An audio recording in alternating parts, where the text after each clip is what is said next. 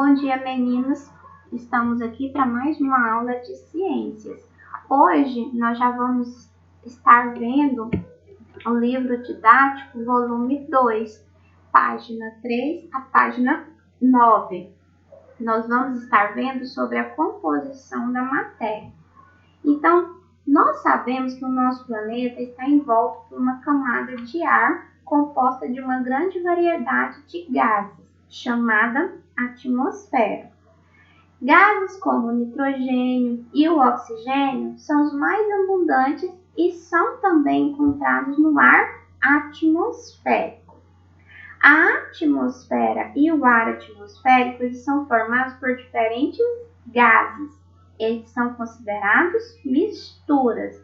Então, misturas é o conjunto de duas ou mais substâncias reunidas. Então, por exemplo, no ar atmosférico, ele é formado pelo nitrogênio, oxigênio, gás carbônico, vapor de água e outros gases. Esse conjunto de gases vão formar misturas. Misturas, então, são duas ou mais substâncias reunidas. A maior parte da matéria à nossa volta é constituída por uma mistura de componentes, também conhecidas como substâncias. Então, substância é a maior parte da matéria à nossa volta, que é constituída por uma mistura, que são os componentes. Matéria é tudo aquilo que tem massa e ocupa um lugar no espaço. Então, se tem massa e ocupa um lugar no espaço, é matéria.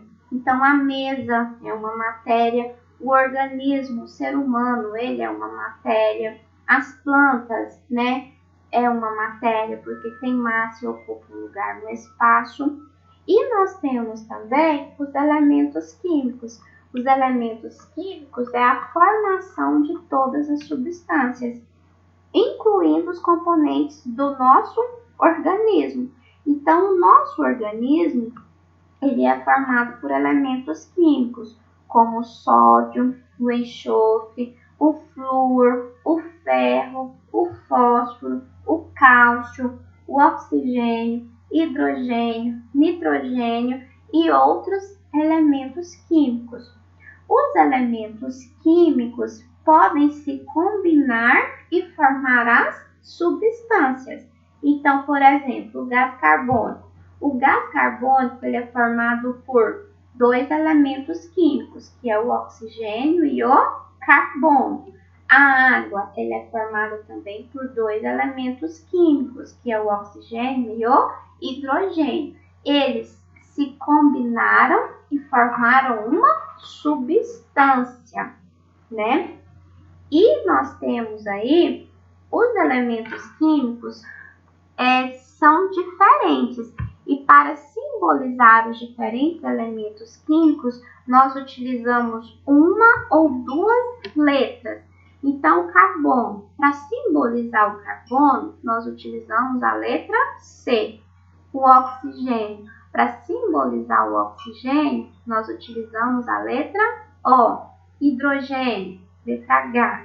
Nitrogênio, letra N. Então, para diferenciar os elementos químicos, nós utilizamos uma ou duas letras. A combinação dessas letras e a indicação da quantidade de cada elemento químico, que é o número subscrito, representa a fórmula química de uma substância. Ou seja, aqui nós temos o dióxido de carbono ou gás carbônico, que é formado por carbono e oxigênio. Ele é formado por uma molécula de carbono e duas moléculas de oxigênio. Então, o número 2 aqui ao lado do O, que representa o oxigênio, vai nos falar quantas moléculas de oxigênio está presente nessa molécula de carbono, nesse elemento químico aqui do gás carbono, certo? A água, nós temos a água formada pelo hidrogênio e pelo oxigênio. Ela é formada por duas moléculas de hidrogênio e uma molécula de oxigênio. 2 por quê? Porque tem um número 2 aqui representando a quantidade de hidrogênio presente na água, certo? O número 1 não precisa aparecer. Então, quando não aparece nenhum número ao lado da letra, quer dizer que tem apenas uma molécula de oxigênio aí, certo? Então, a combinação das letras e a indicação da quantidade de cada elemento representa a fórmula química de uma substância, certo? Então, a substância é formada pela letra, né, representada pela letra e pela quantidade de elementos químicos que contém naquela substância. Nós vimos que misturas são quando duas ou mais substâncias estão reunidas. Essas substâncias ou essas misturas, elas podem ser homogêneas. Qual que é o significado da mistura homogênea? A mistura homogênea, ela tem aspecto visual, é uniforme e não conseguimos diferenciar os seus componentes. Representa uma única fase. Fase é cada parte uniforme que compõe uma mistura, ou seja, homogênea é quando nós misturamos duas substâncias e não conseguimos identificar quais são as substâncias reunidas. Então, por exemplo, a água e o açúcar. Se eu pego açúcar e coloco na água, eu vou dissolver o açúcar na água e eu não vou conseguir identificar o açúcar presente na água. Essa é uma mistura homogênea. Por quê? Porque a água dissolve o açúcar, deixando ela um aspecto invisível, praticamente invisível.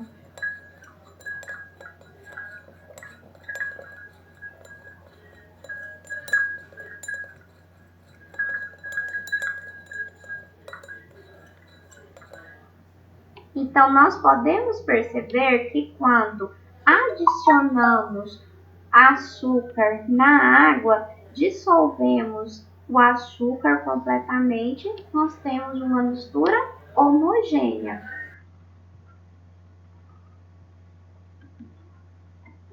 Mais exemplos de misturas homogêneas, né? Nós não conseguimos identificar as outras substâncias presentes no líquido.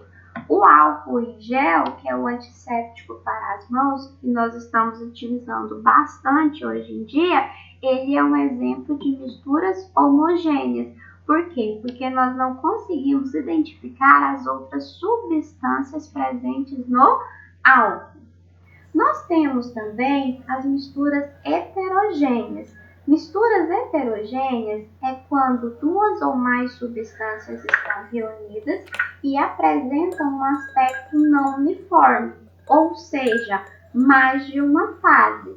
Então, quando nós pegamos a água mais o óleo de cozinha e misturamos, nós conseguimos observar que o óleo ele vai para a parte superior da água e não se mistura com a água. E nós conseguimos identificar que nesse recipiente existe mais de uma substância. Ele não se mistura. Então, misturas heterogêneas, nós conseguimos identificar as fases. Essas substâncias, elas não se misturam aí. Um exemplo é a água mais o óleo de cozinha, a água mais a areia, né? Aqui nós temos aqui outras misturas heterogêneas aí, que nós conseguimos identificar as fases nessas misturas aí. Elas não se misturam. Os materiais podem se misturar completamente ou não. A propriedade que as substâncias têm de se dissolverem ou não em uma certa quantidade de outra substância é chamada de solubilidade. Solúvel é a capacidade de uma substância dissolver em outra. Então, por exemplo, o açúcar se dissolveu na água. Então, o açúcar é solúvel. Insolúvel é a capacidade de uma substância não se dissolver em outra. O óleo não se dissolveu na água, então o óleo é insolúvel. A água é considerada um solvente universal, pois tem a capacidade de dissolver muito bem diversas substâncias. Além de materiais sólidos, como o açúcar e o sal, a água dissolve materiais líquidos, como, por exemplo, o álcool, e materiais gasosos, como o gás oxigênio aí. O óleo, ele não se dissolveu na água e, por ser menos denso que a água, o óleo fica na parte superior da água. Por isso que a gente consegue identificar ele, porque ele fica na parte superior. Ele é mais denso que a água. Uma outra substância que é insolúvel é o petróleo. Então, o petróleo, por ser menos denso que a água, fica na parte superior. Ele é uma mistura líquida, homogênea, formada por diferentes substâncias. Quando derramado no oceano, é um dos piores tipos de poluição ambiental.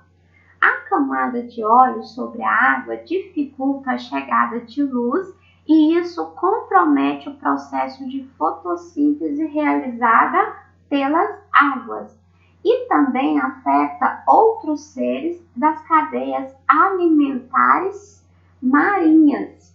Então, o petróleo, quando derramado, ele causa, quando tem um vazamento de óleo no mar, o líquido se espalha rapidamente, atingindo os seres vivos, como os animais e as algas.